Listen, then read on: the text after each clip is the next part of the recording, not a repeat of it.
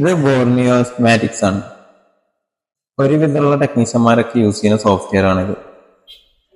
പിന്നെ കുറെ ഇപ്പൊ നമ്മളെ പുതിയ ടെക്നീഷ്യന്മാർക്ക് പഠിച്ചു വരുന്ന ടെക്നീഷ്യന്മാർക്കുള്ള സംശയമാണ് ഒരു ഫോണിലുള്ള IC ചിലത് നമുക്ക് ഒറിജിനൽ തന്നെ ഇടേണ്ടി വരും, ചിലത് നെറ്റ്വർക്ക് ഒക്കെ റെഡി ആവാൻ.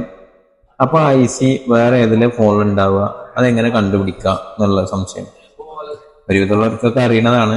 ഞാനിപ്പോ പഠിച്ചവർക്ക് ഇപ്പോ ഫീൽഡിലേക്ക് വന്നവർക്കാണ് പറയുന്നത്. ഇപ്പൊ ബോർഡിനെ ഓൺ ആക്കി കഴിഞ്ഞ് കഴിഞ്ഞാല് ഇതേമാതിരിയാണ് ഹോം പേജ് വരിക. ഇതിൽ ഹോം പേജ് വരുന്നില്ല, ഇതിൽ മുകളിൽ 4ാമത്തെ ഓപ്ഷനിൽ ഉണ്ടാവും.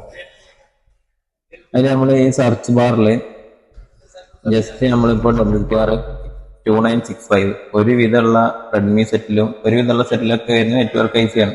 WTR2965 കൂടുതലും കംപ്ലൈന്റും വരുന്ന IC ആണ്.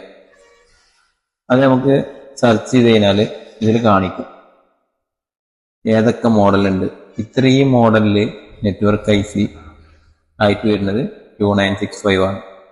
ഇത് അതിൽ തന്നെ എഴുതിയുണ്ടാവും ICRF. അപ്പൊ നമുക്ക് ഏത് ഡെഡ് സെറ്റ് ഉണ്ടെങ്കിലും ഇത് നമുക്ക് IC ഊരിയിട്ട് നമുക്ക് കംപ്ലൈന്റ് ഉള്ള ഫോണിൽ ഇട്ട് കൊടുക്കുന്നതാണ്. അപ്പോൾ ഒറിജിനൽ IC ആവും, പക്ക വർക്കിംഗ് ആവും.